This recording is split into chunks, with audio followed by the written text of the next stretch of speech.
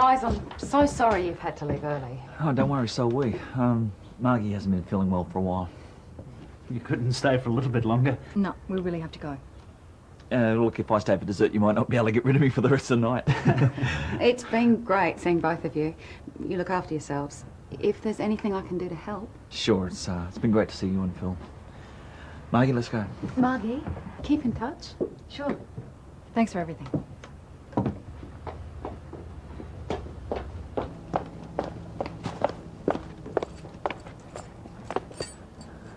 I know I said I'd drive, Rod, but I just can't. Look, I've just about had enough of this. I'm seeing our whole life just evaporating before our eyes.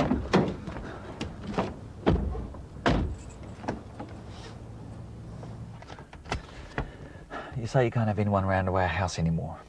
Now you can't even stand going to Beth and Phil's. I mean, they're our oldest friends. We've had great times together.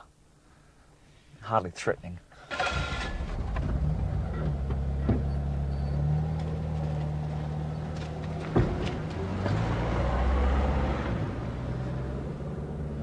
Look, ever since your car accident, our life has just become so boring. And I've got to tell you, I've had enough. Margie, you need to get over it. We need to start living again. Snap out of it.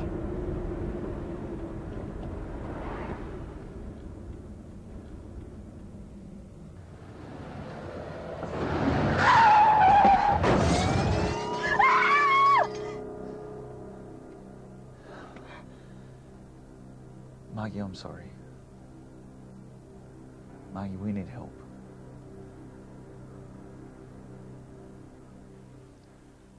Margie is suffering from post-traumatic stress disorder. It's a condition more common than many Australians may think. It can happen to anyone through absolutely no fault of their own. But help is at hand. Hello, I'm Ross Simons. This video is about post-traumatic stress disorder. In it, we'll be taking a look at what it is, how it strikes, and what are the symptoms. We'll meet some patients who'll take us through their real-life experiences. And we'll take a look at some of the treatments available for people suffering from post-traumatic stress disorder.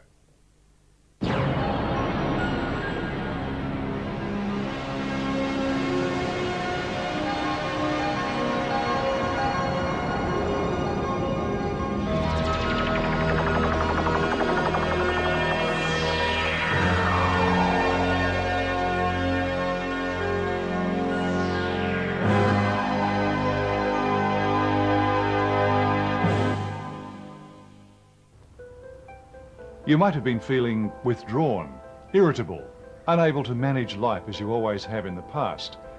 You might think it's all in your mind or that you're going crazy. Or you might feel it's purely physical. You're always tired, can't sleep at night.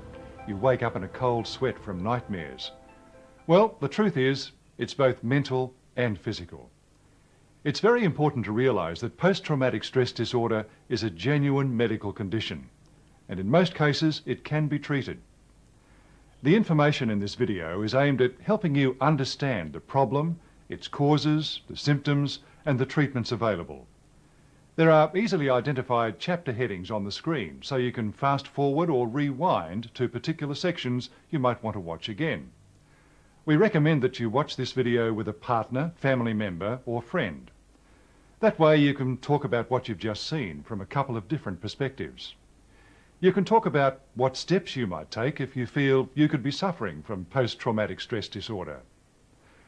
Later on, we'll be talking about how family members and friends can help. Sometimes the biggest step is to acknowledge that something's just not right in our lives. I hope this video can be a real help in answering some of the puzzling questions there are about this very real condition, and in coming up with some very practical help. The information we'll be covering includes what is post-traumatic stress disorder and what are the symptoms? What are the causes of post-traumatic stress disorder and what treatments are available? And what happens if post-traumatic stress disorder goes untreated? I would wake, I'd be sweating, fearful, and it was almost like an oppressive, like someone was squeezing me where I couldn't move, and I couldn't do anything.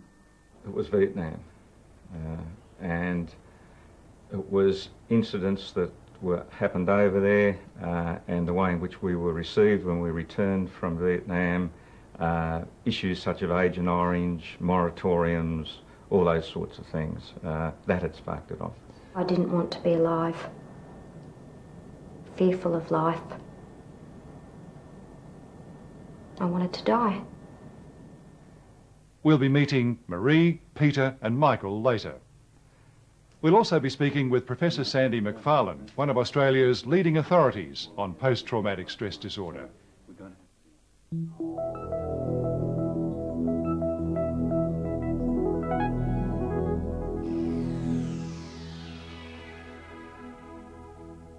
Post-traumatic stress disorder is a highly complex, but again, a very real condition. It will always be triggered off by a sudden traumatic event. It then appears that the memory of that event is so deeply imprinted on the mind that it's unable to be processed or resolved. Unless it's dealt with, the sufferer may continue to relive that event over and over again, and the fear of it may begin to quite literally take over their life. They become withdrawn, depressed, and unable to face lots of everyday situations. Here are the most common symptoms of people who are suffering from post-traumatic stress disorder. There are clearly defined physical symptoms like shortness of breath, rapid heartbeat, or general fatigue. A withdrawal from many personal and social contacts. Irritability or outbursts of anger. A lack of concentration. Graphic recurring flashbacks or nightmares, and avoidance of anything that might resemble the initial traumatic event. Sufferers from post-traumatic stress disorder may fear that their entire personality has been changed. Not all these symptoms need apply to you, but if several of them do, you might be suffering from post-traumatic stress disorder. Professor Sandy McFarlane has been treating people with post-traumatic stress disorder for 18 years. So, what is it? Well, the essence of post-traumatic stress disorder is that an individual is exposed to a horrific event, and we're not talking here about minor stresses, we're talking about motor vehicle accidents, being the victim of a crime, being the victim of rape, or seeing somebody being terribly injured or killed. And the most important part about it is the individual gets trapped by the memory of that event, so that their ongoing life is a constant series of reminders that brings back the awfulness of what they've been through. And the consequence of that is that the person comes to become very withdrawn in their day-to-day life. They can't enjoy activities that normally would have been pleasurable. And as well, they get a whole range of anxiety symptoms, like can't sleep, can't concentrate, become very irritable. Michael fought in the Vietnam War for 2 years in the late 60s. Like many Vietnam vets, he returned to the hostility of the anti-war protests at home. After all the horrors of war, he was overwhelmed by self-doubts and flashbacks. So Michael, what actually sparked your illness with post-traumatic stress disorder? Well, it was no doubt it was Vietnam. It was what happened over there and how we were received or how we weren't received when we came back. Village searches, you would go into a village and you'd disrupt these other people's lives, and you might even resettle the village, just pull it down and move them on. And here were these people just trying to live their life.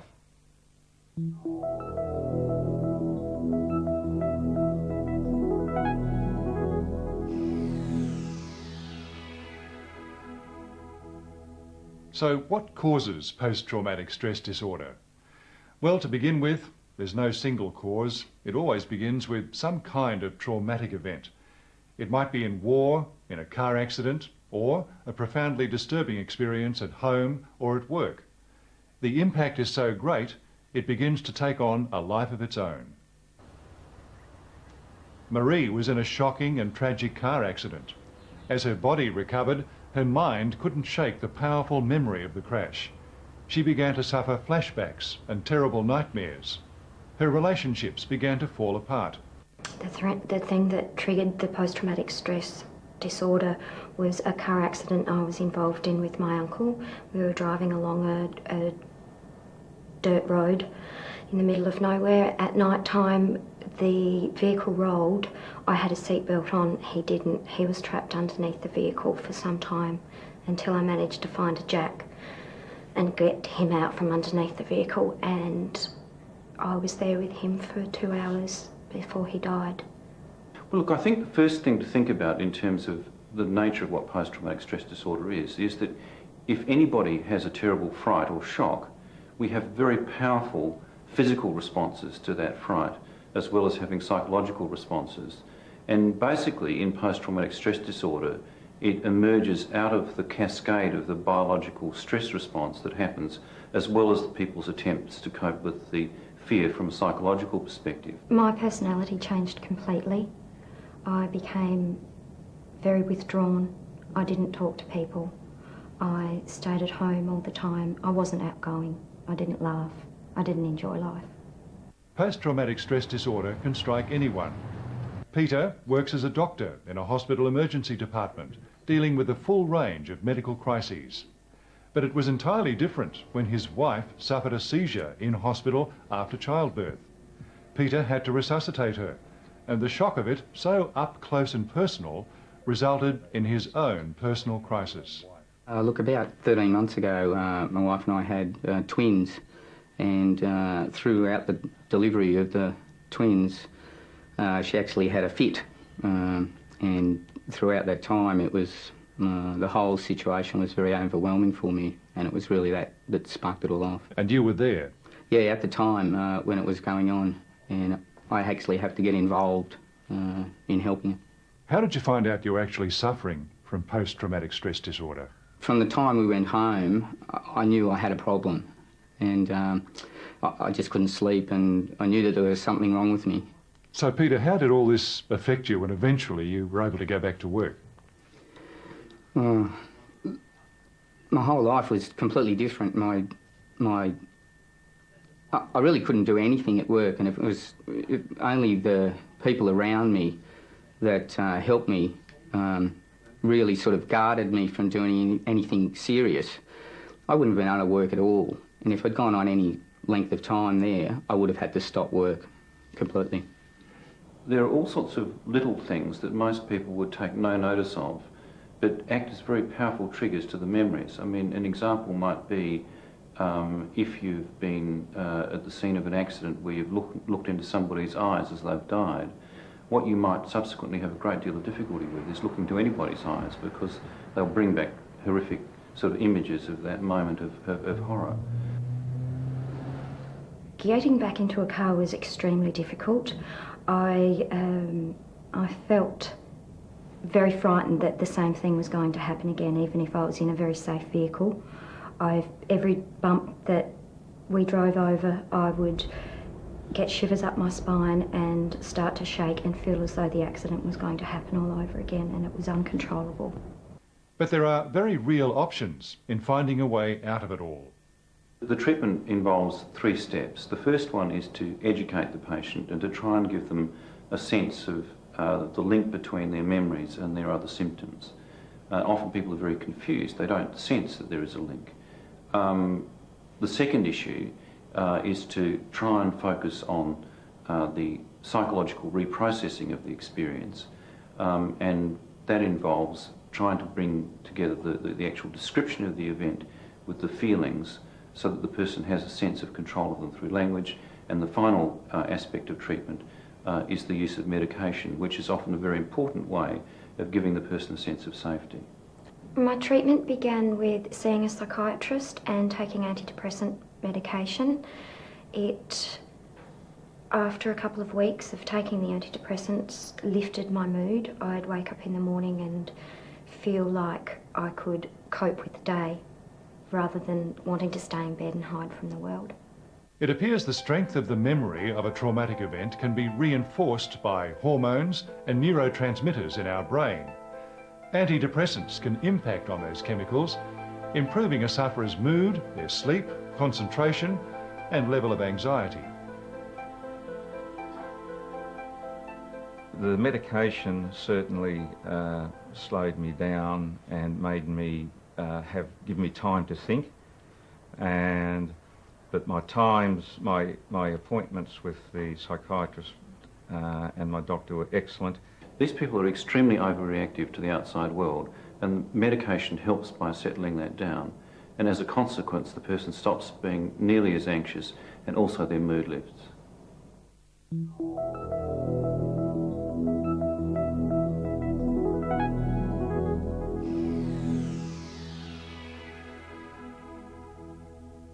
For most people with post-traumatic stress disorder, when they're diagnosed, life begins to get much brighter. The most important thing is to find the right help. If you suffer in silence or blame yourself, you'll probably get worse as time goes on. You'll continue to suffer, and so will those closest to you. And you'll miss out on so much of what life has to offer. I think if there's one message that's important about treatment, is to try and get people to get involved in it as early as possible. Often people try and wait, believing that the passage of time will alleviate them of their symptoms. But what we know is that, in fact, the longer they leave it, the more difficult treatment becomes. If you're watching this video as a friend or family member of a sufferer, you need to know that the patient is not just being difficult or putting it on. What they have is a genuine medical condition, widely known as post-traumatic stress disorder. There's no doubt that people suffering from it can be difficult to live with, irritable, anxious and withdrawn. But there are positive ways in which you can help. Accept the reality of the condition. Don't think it's the sufferer's fault. Let the patient and their doctor set the pace for recovery. Be supportive, understanding, and encourage them to persist with treatment. The support and love of my family was everything. It meant everything. Without them, I wouldn't have been able to do it. I think the first thing about that relatives need to know is that people are not doing this deliberately to themselves, and it's not about a lack of effort or a lack of self-control. Telling people to stick the boot up their bottom and basically pull themselves together doesn't work. I think to make the relatives understand that this is an illness and that at times that will have detrimental effects on their relationships, I think is an important issue. I think often if the family can have some sense of what their partner or relative needs, it can really encourage them to remain in treatment. Often people find treatment frightening, and the relatives, I think, play a critical role in holding them and helping them participate in that process. The good things that they did were they listened to me, and I knew that they were there unconditionally. They may not have understood everything that I was going through, but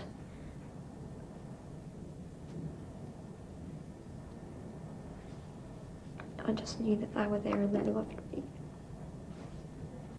Post-traumatic stress disorder isn't something you can tackle alone. There's no quick fix. Your doctor can play a very important role in your recovery, so we recommend that you take their advice. You'll need to talk it all out, probably at length, and after confronting your fears, you can master them. It's important to say that if you've been trying to avoid circumstances relating to any traumatic event, please don't avoid follow-up visits to your doctor. Just like anything worthwhile, it's going to take time and effort. And making a commitment to stick to the treatment is part of that effort.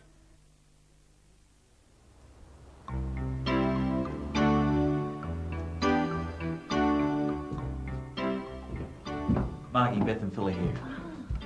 Margie, you look wonderful. Beth, I feel wonderful. I saw the new car in the driveway. Very sporty. It's a dream. I took Rod down the coast for a drive last weekend. Just the two of us. And we had a great time. Margie, it's so good to have you back in the land of the living. Beth, it's so good to be back. Thanks for everything.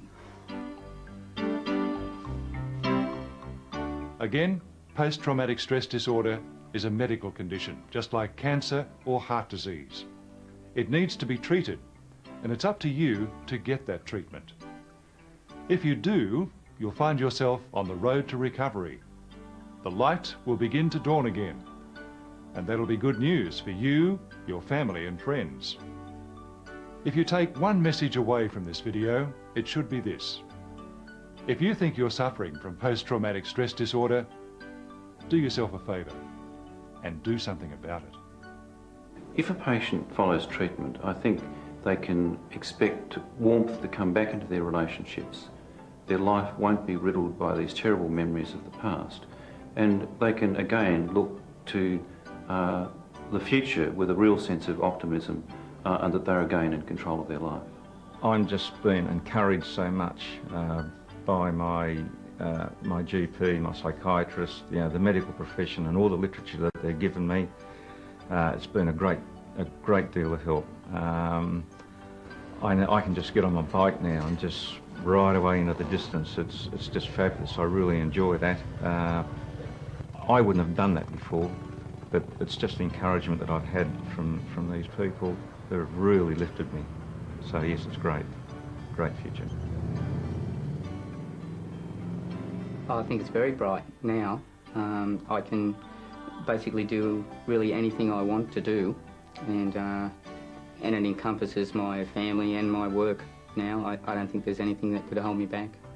The future feels as if I can carry on. I can cope with life now. I couldn't cope with life before, but I can now. Instead of looking incredibly bleak, it's full of promise and hopefully happy days.